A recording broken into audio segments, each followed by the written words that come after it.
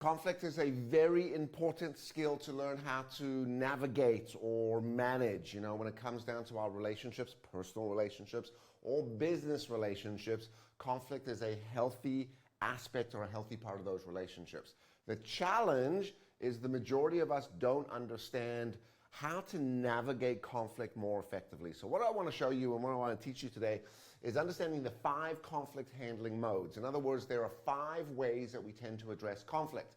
And depending on your personality and depending on sort of that emotional weight within that relationship, or in some cases the potential consequence, will then determine how we tend to approach it. And while there are 5 conflict handling styles, we all tend to gravitate towards one.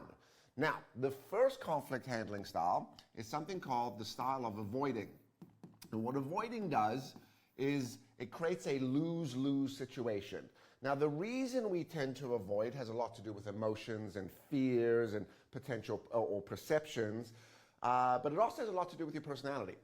Some of us are more passive in our nature, and when it comes down to arguments or conflict or sometimes even difficult conversations, because we operate with more passivity, we tend to lean towards that avoiding style. Now, the challenge with avoiding conflict is it creates what we call a lose-lose situation. In other words, both parties lose in the negotiation, or both parties lose in the conversation.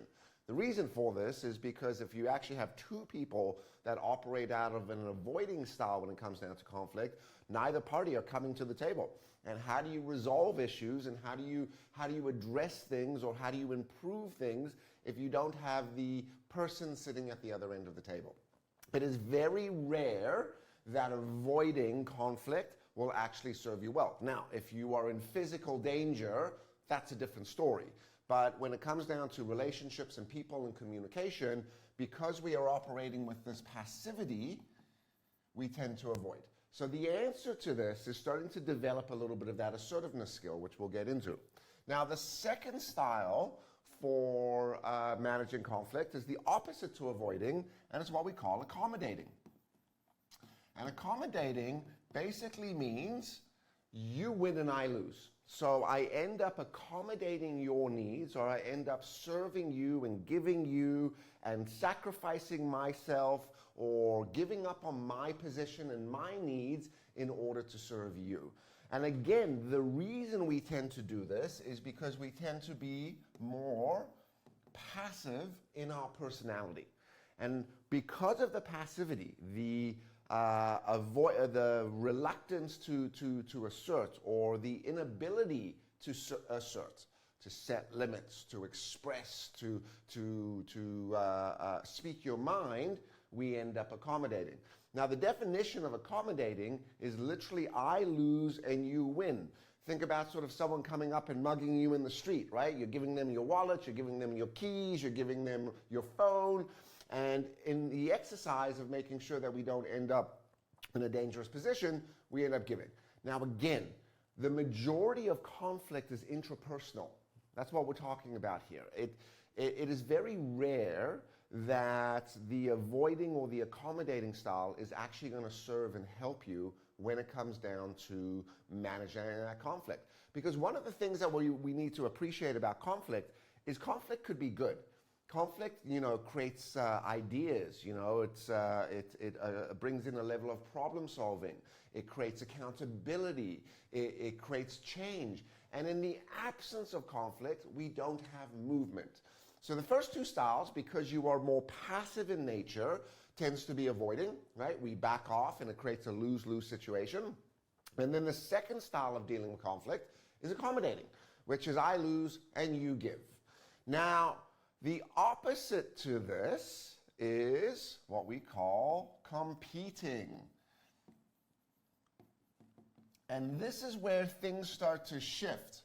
So if we're sitting on this spectrum over here, we're operating with a little more of that passivity, right? We're ending up more, because we are passive in nature, we tend to avoid and accommodate. But as soon as we now cross this line, we start to move into more of an assertive realm, or more of a dominant realm. And the first side of this is what we call competing. And competing, by definition, is I win and you lose. Now, we see this in negotiations. Unfortunately, you see this approach happening in divorce, and this is obviously where lawyers get super rich, because instead of being able to navigate and to negotiate, the exercise of managing the conflict becomes, I'm going to win and you're going to lose. Sometimes this becomes appropriate. You know, if we think about sports, sports is an environment of I win and you lose. However, when it comes down to our intrapersonal relationships, it is very rare that avoiding in its entirety or accommodating in its entirety or even competing will tend to serve. And now we got to start to appreciate the reason we tend to operate with more of that sort of competitive or competing style or nature is because we do operate with more of an assertive behavior.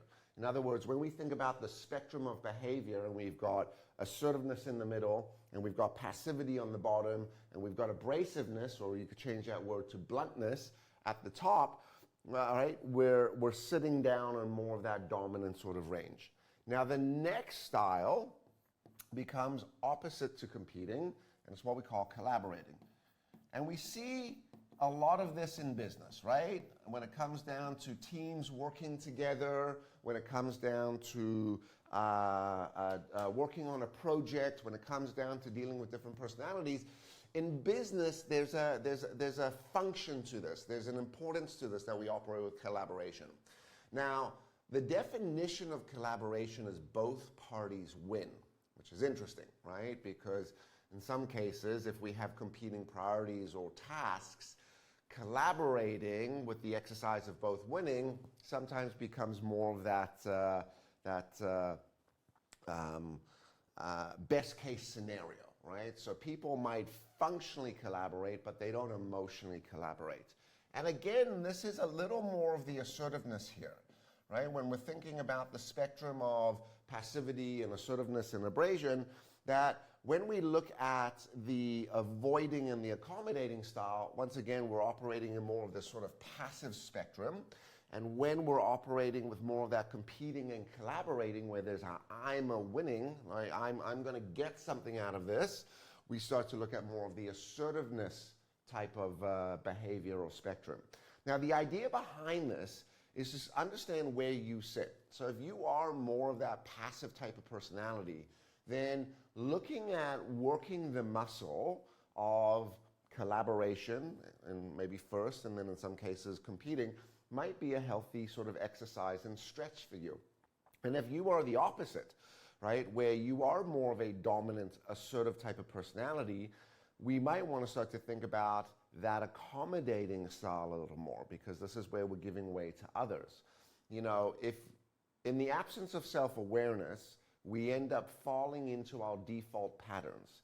And if you want to have healthy relationships and be effective at communication and, you know, be able to engage with other individuals and drive projects and priorities in a business environment, understanding what your natural default is really important, because without that, you can't shift, you can't change. So what I want you to think about is, I want you to think about, where do you sometimes sit on the scale? And even more so, what relationships do you tend to sit with?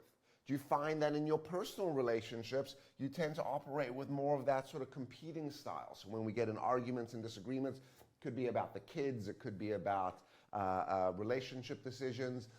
If you're not careful, the argument ensues, or the argument continues, purely because at an unconscious level, I'm trying to win the argument.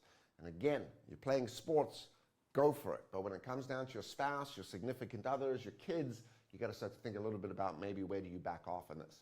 And again, on the other side of this, avoiding, you know, that could be that personal relationship there as well, which is in our exercise to keep the status quo and to keep everything calm and to keep everything sort of nice. I tend to avoid the discussions or avoid the conversations. So these are the 4 most natural styles when it comes down to dealing with conflict. However, there is a 5th style, and it's the 5th style that incorporates and adopts all of these 4 styles. And we might argue, or we might say, that this is the most effective way to handle conflict, whether it be in your personal relationships, whether it be in a business relationship.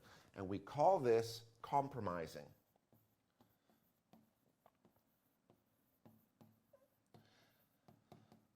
Now, the idea behind compromising is the balance between passivity, assertiveness, and again, more of that bluntness. It adopts all styles. And what it operates with is this very simple premise. In order to win, I need to give. So the word compromising isn't to say that it's a negative word where you tend to lose in the situation. In fact, it is the opposite.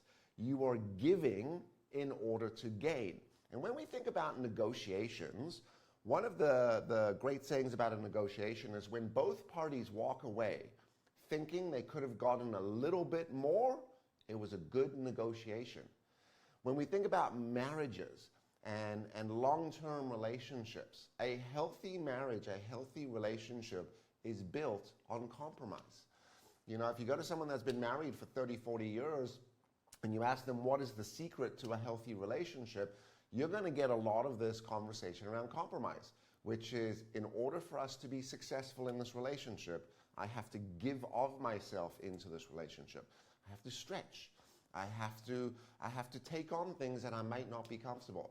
And that sometimes requires you to avoid.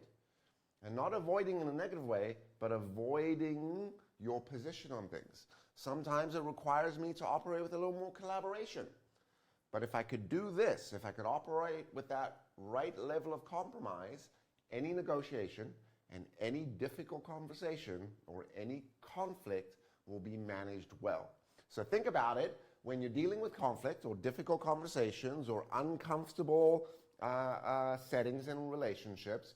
The way out of that, the success, the thing that is going to allow you to manage that situation successfully and well and ensure that you don't end up there in the future is to operate with more of a compromising conflict style, which once again is in order to gain, you need to give.